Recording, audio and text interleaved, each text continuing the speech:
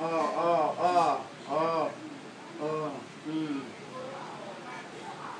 mo, no, ate, alam ko. Oo. Kasi nahirapan ka. Oo. Tanggapin na lang natin. Oo. Ayoko makita sa kanya nangyari sa kapitan. Hindi na siya nahirapan.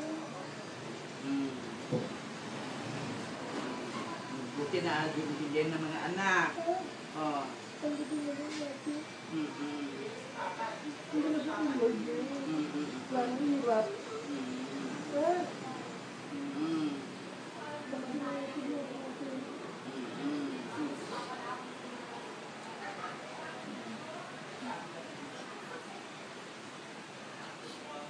Sige. Sige, babe. Ha?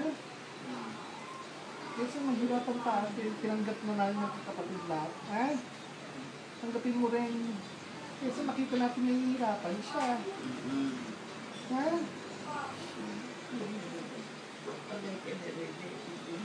Ha?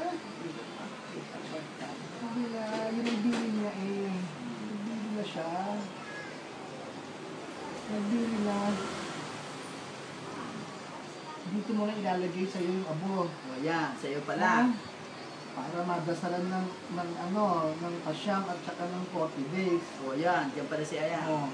Kasi Tapos kung gusto mo, ilipat mo sa amin. Yung. Ha?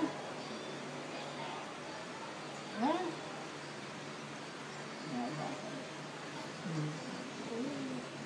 Tinanggap niya na eh. Sinabi niya, masaya na ako.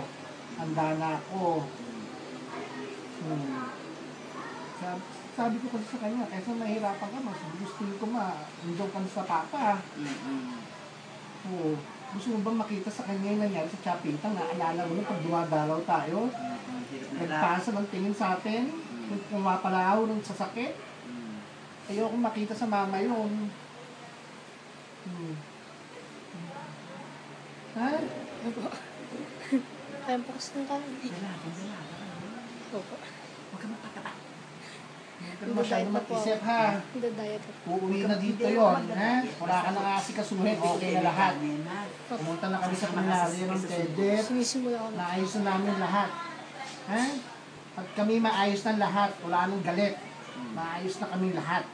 Dahil dyan sa nangyari na yan. Siguro, yun ang paraan ng mama para magkaayos-ayos kami ng pinsan.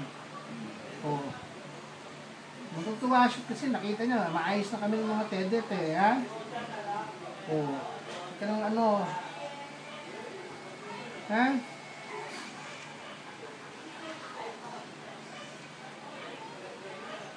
Sa mula ang load mo, ha?